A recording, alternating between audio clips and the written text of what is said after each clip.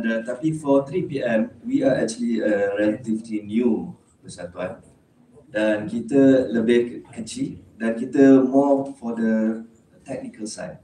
So we have read the Companies Act 2016, now 2024. We have read the Akta Hak Cipta 1987, now it's 2022, Akta Hak Cipta 2022. We have read the MNA, and we are nerds basically.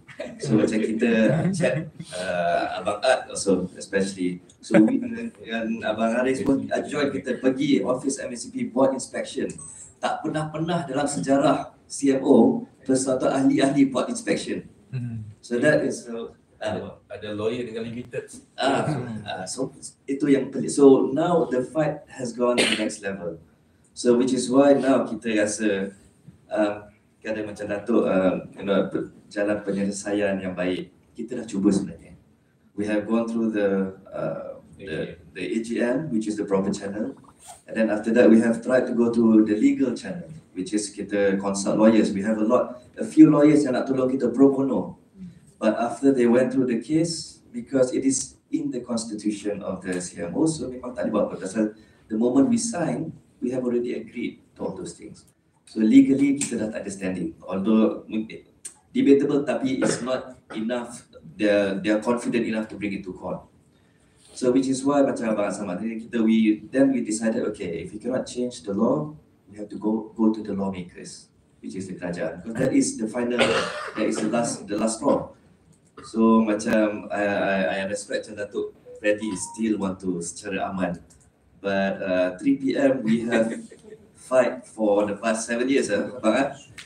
You can look at the minutes, mesyuarat minit AGM. Memang kita lah penyangak-penyangak di lima. Sampai diorang panggil bodyguard dengan polis tak pergi AGM. To that extent, kita bukan nak gaduh. And the thing is, we have questioned and we have asked the technical questions. And then we have done our inspection. And then apa yang kita jumpa, kita dah report ke SSM, kita report ke MIPO. So Alhamdulillah, MIPO finally mendengar. So daripada yang tak tahu perbezaan antara producer dan publisher tadi, after so many years, they have learned about the industry and they have actually done a very good job. And this guideline is actually the bukti yang mereka telah melakukan usaha-usaha yang sepatutnya. And sebab tu kita sekarang ni, the penggiat dengan pengguna, we are in harmony. The pengguna is willing to pay, and then the penggiat kita kasi kita cakap, kita jumpa we are helping each other out. So it is somewhere in between the penggiat dan pengguna tu ada something wrong. And we have like I said, so dah banyak bengkel sesilibat urus yang telah dijalankan MIPO yang kita semua telah melibatkan diri. Tapi sebab tu bila the joint statement daripada CMO tiba-tiba cakap as though benda ni perkara yang mengejut, perkara yang datang secara tiba-tiba. So kita boleh tengok pengerusi CMO yang buat joint statement tu kata, oh, they were not consulted, they were not tak ada any discussion being made. We in our statement kita keluar untuk nak bantah the joint statement by the CMO, kita letak gambar diorang semua ada kat situ. Macam what nonsense are they talking about? So we are here pasal kita kena akur nama Datuk Nasir, nama Datuk Sheila Majid, nama besar. So bila diorang berkatakan sesuatu yang berkenaan dengan muzik, orang akan dengar. So dia kata, bila diorang cakap, oh ini tak bagus lah, apa bercanggah dengan Akta. Kita tengok dalam statement, bercanggah dengan Akta Hak Cipta 1987. Memanglah bercanggah dengan Akta Cipta 1987 because the section 27M tak ada lagi.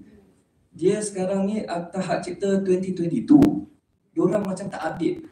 So in the Akta Hak Cipta 2022, there is a section 27M yang jelas mengatakan yang MIPO ada kuasa untuk nak bagi guideline. Apa yang diorang kata bercanggah dengan aktanya? So kita dah bagi the Akta, and then kita dah bagi, this is the guideline. Yang mana dia yang bercanggah? Please tell us, let us know. We are willing to talk about it. Kita boleh berdebat apa, but you have to engage. Tak boleh nak reject saja blanket dan tak bagi solution, tak ada bagi apa-apa respon. Cakap kita tak nak. So that is for us, it's a bit strange for all the